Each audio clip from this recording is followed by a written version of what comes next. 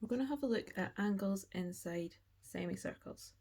Now here I have a semicircle, or half a circle. I could draw the full circle, and we can see that this is just a normal semicircle. Now when we're talking about angles in semicircles, we're talking about triangles that are made with the diameter of the circle. So this line from here to here is the diameter of the circle, even though we don't have the full circle. Now if we had a triangle whose one of their sides is the diameter, like this, then the important rule about these triangles is that every single time you have a triangle like this, it is a right angle triangle, every single time. And the right angle is always opposite the diameter. So in this case, this angle here is a right angle, which means it's 90 degrees because it is opposite the diameter. Now we're going to use that rule to help us find missing angles in triangles and circles. I'm just going to show you again on a different circle, so this one on the right. So here we've got a triangle. One of the sides of the triangle is the diameter of the circle. So that means that this angle up here must be a right angle because it is opposite the diameter. I'm going to have a go at 3 examples. In each example, we need to find the missing angle. So in this first one, we need to calculate the size of x. And the only other piece of information we are given is that this angle here is 35 degrees. Now to do these questions, we can follow steps. Step 1 is identify the right angle.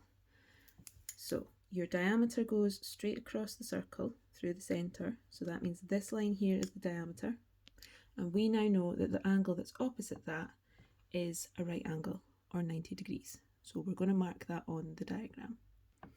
So this top angle here is 90 degrees. Now that we know 2 of the angles in the triangle, we can add them together and subtract it from 180, because all the angles in a triangle add up to 180, to get our missing angle.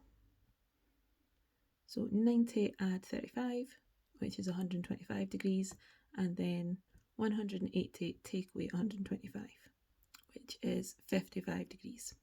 So that means x is 55 degrees. Now for example 2, so we've only got half a circle, but we still know that the diameter is the line that goes all the way across the circle, or the half circle. So this line here is our diameter, and we're trying to work out this angle here.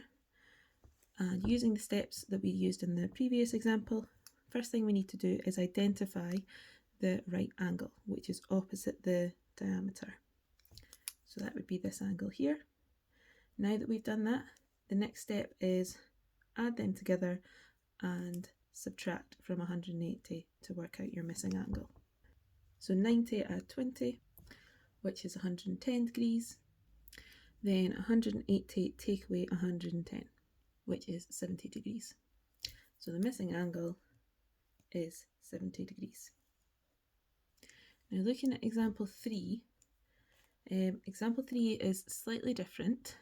We don't know any of the angles inside the triangle, we've not been given that, but we have been given this angle here, which is 150 degrees.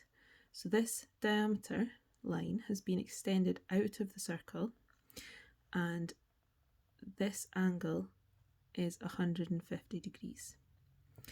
So the first thing we need to do with this one, slightly different, is use our knowledge of angle properties to work out this angle in here.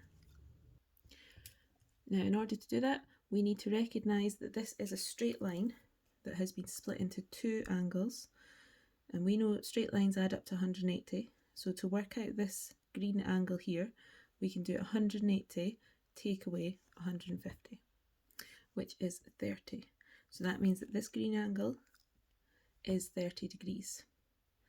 Now we can follow the steps. So first step was identify the right angle.